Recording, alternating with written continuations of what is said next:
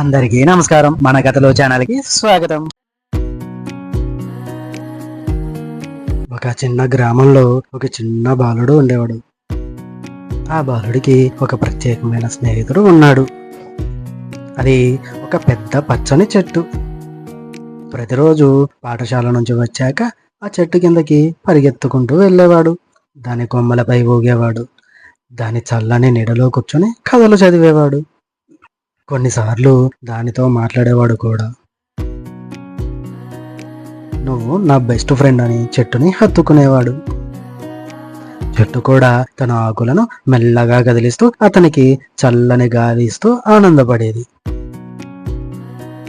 ఆ విధంగా కాలం గడిచింది. ఆ చిన్న బాలుడు పెద్దవాడయ్యాడు. పట్టణానికి చదువుకోవడానికి వెళ్ళాడు. కొత్త స్నేహితులు, కొత్త జీవితంలో ఆ చెట్టు గురించి మర్చిపోయాడు.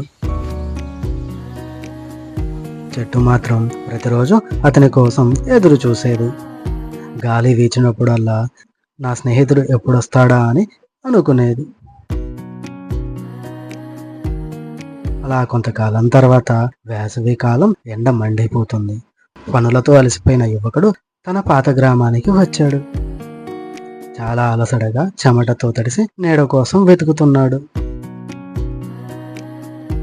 అప్పుడు అదే పాత చెట్టు తనకు కనిపించింది. కొద్దిసేపు నిశ్శబ్దంగా చూశాడు.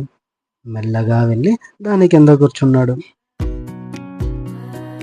కొద్దిసేపు నిశ్శబ్దంగా చూశాడు. మెల్లగా వెళ్ళి దాని కింద కూర్చున్నాడు. చెట్టు ఏమీ అడగలేదు. ఎందుకు ఇన్ని రోజులు రాలేదు అని కోపగించుకోలేదు.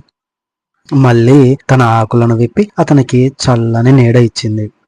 గాలి మెల్లగా వీచింది. ఆ యువకుడి కళ్ళల్లో జ్ఞాపకాలు మెరిశాయి.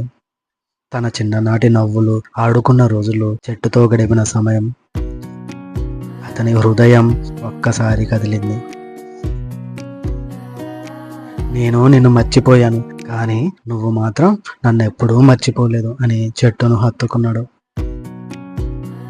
అప్పుడు అతనికి అర్థమైంది, నిజమైన ప్రేమ ఏ ప్రతిఫలము ఆశించదు, ఏ కోపము పెట్టుకోదు అని, ఎప్పుడూ ఇవ్వడమే తెలుసు అని. ఈ కథలోని నీతి ఏమిటంటే, నిజమైన ప్రేమ ప్రతిఫలం ఆశించదు. అది ఎప్పుడూ క్షమిస్తుంది, ఎప్పుడూ నీడలా తోడుంటుంది. మన జీవితంలో కూడా మనపై ప్రేమ చూపించేవారిని ఎప్పుడూ మర్చిపోకూడదు. ఎందుకంటే నిజమైన ప్రేమ చెట్టు నీడ లాంటిది.